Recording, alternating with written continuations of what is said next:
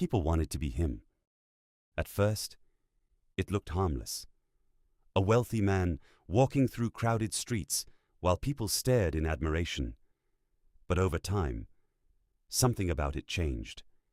The crowds became larger, the whispers became louder, and the city slowly became obsessed with Qarun.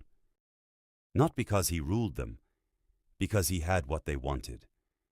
Gold carried through the streets in massive chests, servants clearing paths before him, jewelry catching the sunlight like fire, and Qarun walked through all of it slowly, like he enjoyed making people look.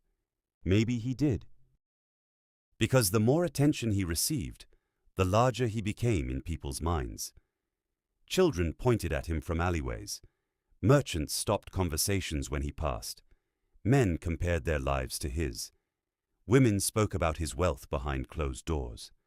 And somewhere along the way, admiration became something heavier, something unhealthy.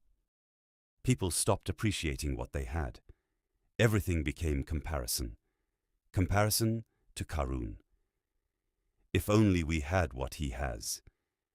That sentence spread through the city like a disease, and Qarun heard it constantly, every whisper, every stare, every moment of envy, until eventually he stopped walking through the streets like a man and started walking through them like a spectacle. The entrances became larger, the treasure became louder, the displays became impossible to ignore, almost like he needed the city to keep staring at him. And they did.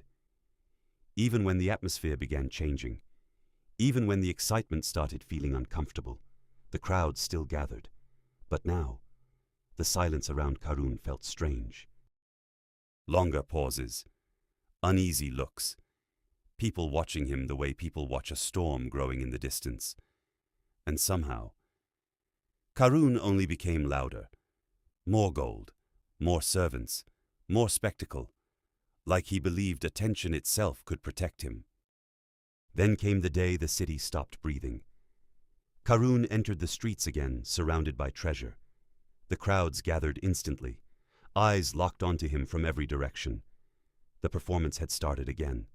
Then, the sound.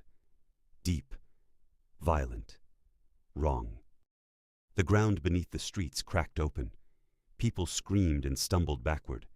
The treasure tilted violently toward the darkness below. Gold vanished first.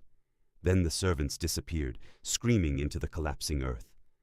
And suddenly, Qarun dropped to his knees, his hands clawing desperately at the stone streets, while the earth dragged him downward piece by piece in front of the entire city. The screaming, the dust swallowing the air, the sound of stone collapsing inward beneath him, and all around him. The same people who once wanted Qarun's life stood frozen, watching him disappear beneath the ground. One moment, he was the man everyone wished they could become. The next, they were terrified of becoming him.